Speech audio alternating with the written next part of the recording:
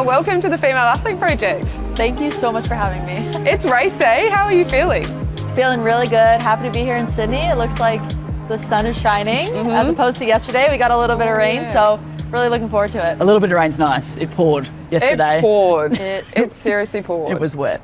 It was absolutely wet. Bez was just asking you off air what your preparation's like. How do you prepare mentally and physically to get ready to go? Yeah, I mean, I think the mental preparation, that really comes down to the preparation that we do in between events as a group.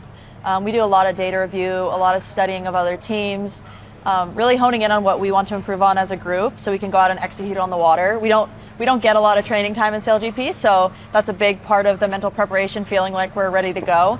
And then physically, yeah, I mean, I'm in the gym in between events as well a lot, but like for getting ready before we go sailing, we do a team warm-up, so a lot of active mobility, active movements, a lot of core stability and warming up, because we are feeling a lot of G's out there, and it's a lot of core stabilizing. So yeah, just getting the body ready and warm and feeling good to go sailing. I guess we should probably go back to the start. I did jump ahead there with the warm-up thing. For those people that don't really know what SailGP is, give us a little quick, SailGP 101. Yeah, so SailGP is a global sailing championship, and we reach speeds of over 100 kilometers an hour.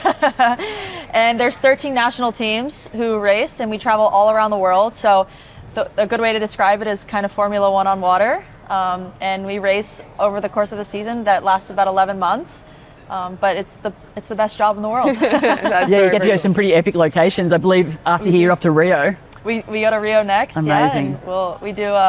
This is one of my favorite parts of the tour. Coming down to Sydney, Perth, and Auckland. It's a great 3 spots. So, can you tell us about yourself as a little kid and how you found a love for the water?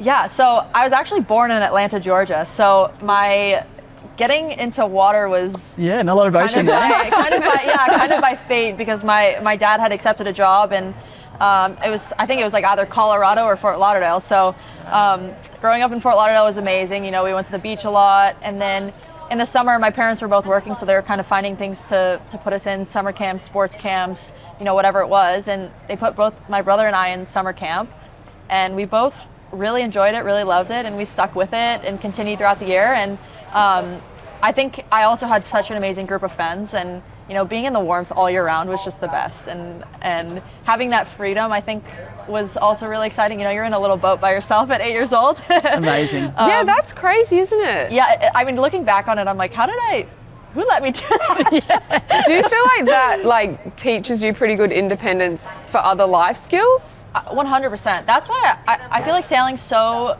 unique in that sense, because you're having to obviously your parents are helping and support. That was the best thing about my parents. They were there to support me, and I can't flip the boat over by myself, but rigging the boat, learning how to set it up, learning how to ask questions, I think was really important as a kid, and it does teach you this independence. You're solo out there operating this little sailboat by yourself.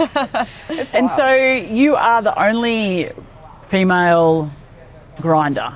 Talk us through what that is and what that means. It's pretty cool, isn't it? Yeah, so I'm the first woman to be full-time grinding, and grinding historically has been a very male-dominated sport. If you look around at other teams, they're really big guys, and I think when I initially came into it, Mike, our CEO, he had asked me if I wanted to do it, and I've always loved going to the gym. I've always loved the physical aspect of sport, and so when he called me up to do this, I was really excited, but it was also really scary, because you hear a lot of people talking like oh, there's going to be a woman grinding, so it was very unheard of, and so for me, I feel like I had this extra pressure on me to kind of have to perform, if not twice as better than all the men. Oh, I hear That's pretty common in women's sport. Which is a very common theme, as a woman in sport. But basically what my role entails is we're spinning these handles. So there's actually 2 grinders on board. I face forward and the other guy faces backwards. So we face each other. And this basically gives power to the wing trimmer to do his job, so he can pull the wing in and out. So it's kind of like the manpower, the gas pedal of the boat. And then my role also includes trimming the jib, which is the small sail on board. So it's very cognitively involved as well. So it's, you're trying to trim the sail to the best of your ability, and while your heart rate's super high. So it's a very full-on role, but I absolutely love it. It's cool. That piece you said about probably having to perform twice as good as the men. I feel like, as Bez said, that's such a common experience for a lot of women athletes. How do you find your preparation, like mentally, to go out and perform? When, like, I know for me, like when I've recently retired from playing sport, but when I was going out there, I often felt like I never wanted to have a bad day because it was going to be held against me, and people could then come into the comment sections on social media and, you know, kind of create this narrative about women. Totally, and I think you're looked at in this lens that's, you're kind of damned if you do, damned if you don't, and I think. You know, I really struggle with imposter syndrome, and I feel like it's something that, you know, a lot of athletes deal with, a lot of women athletes, female athletes deal with. But as I've kind of continued in this role, and as I've gotten a lot of confidence and support from my teammates, I feel like as you progress, you realize that people's opinions don't matter. And as long as you feel confident in yourself, that's the most important thing.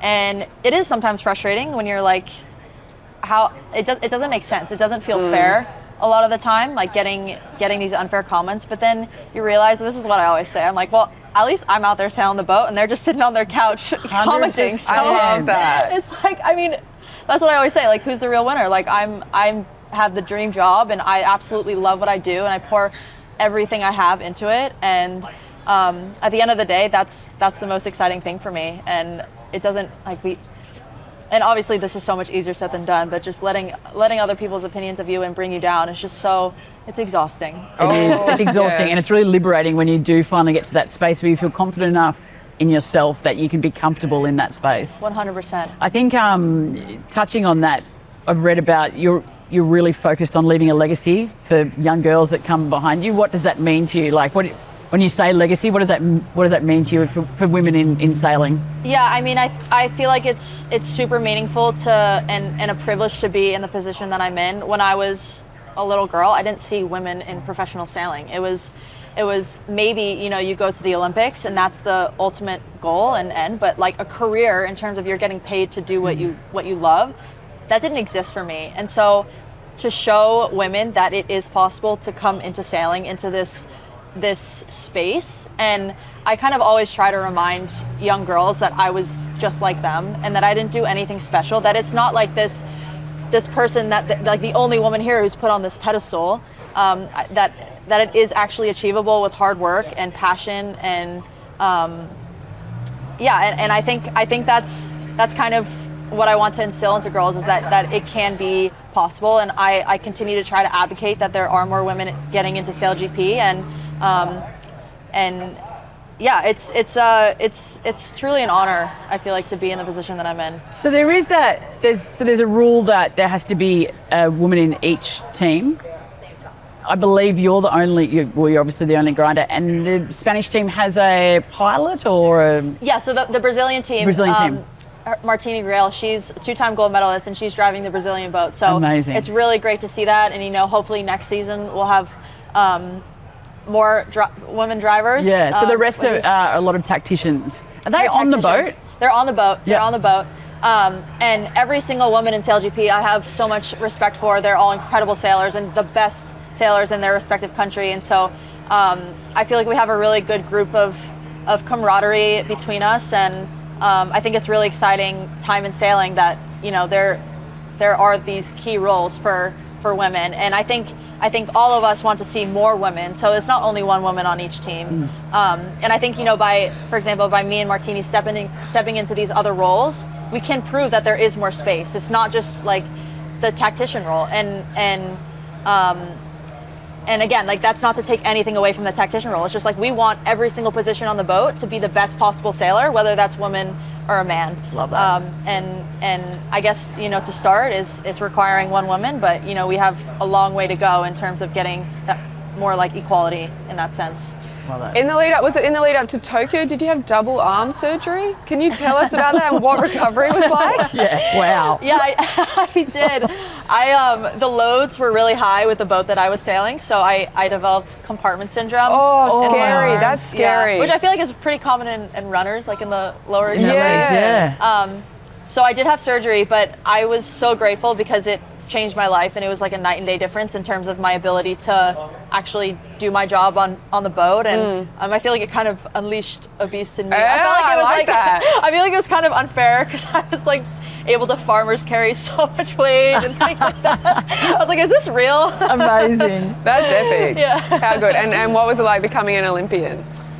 Truly something that you could just never dream of. I think it was so special to kind of reach that, and I feel like I learned so much about myself in that process. And it's funny, like now coming out on the other end, you feel like you work your whole life to kind of get to that stage, and I don't know if you've experienced this, but you come out, you're like, oh, that was just like, I mean, that was incredible representing your country. It's like the feeling you get doing that, it feels so much bigger than you. Yeah. But you come out, you're like, that was just an amazing experience, and I'm still the same person. And so for me, at least, like finding who I was outside of sport was a really key aspect of that learning process.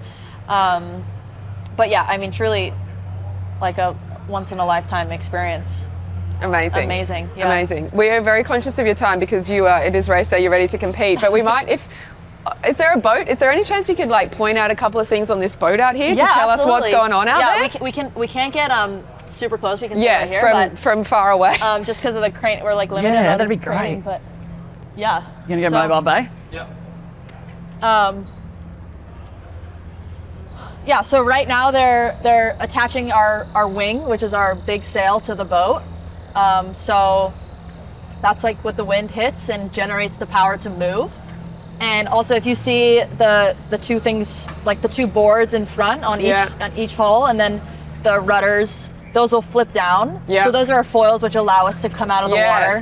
That's wild. Does yeah, that feel wild being up like that? It does. It's the best feeling in the world. It's got to be close to flying. You feel like you're flying. Yeah. As soon as it just releases, you feel like there's like a load, and then all of a sudden it's just like, oh, it's free, and you can just like take a deep breath almost. Talk to me about the difference between 100 kilometers an hour on foils versus in a car. Like, obviously you do 100 k's an hour in a car sometimes, Right. but just seems so much more dynamic in that. Yeah. Totally. The way that we describe it is if you're in a car, you stick your head out the window, and there's Wow, rain. okay. There's rain and water hitting your face and wind hitting your face. Yeah. And we feel up to 3 Gs when we're maneuvering the boat. And I think I could be wrong with this. I think maybe you can fact check me after this. Basil fact check. I think they feel 4 or 5 Gs. So we're pretty up there in terms of like how. Like that's why we warm up our core a lot, because we're really having to brace. Yeah. And, do you do neck strengthening exercises? Yeah, we do. Yeah. We actually just did with the physios and doctors here some